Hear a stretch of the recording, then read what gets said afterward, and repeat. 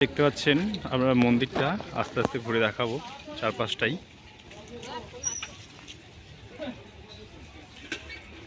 দেখতে পাচ্ছেন খড়গ মন্দির ঢুকতেই আছে।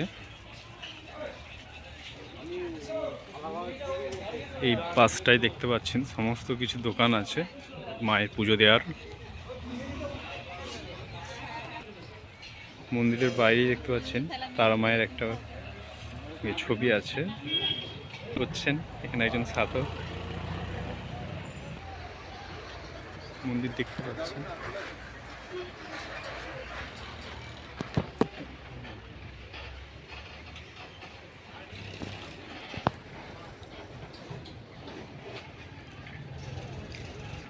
মন্দিরটি দেখতে পাচ্ছেন।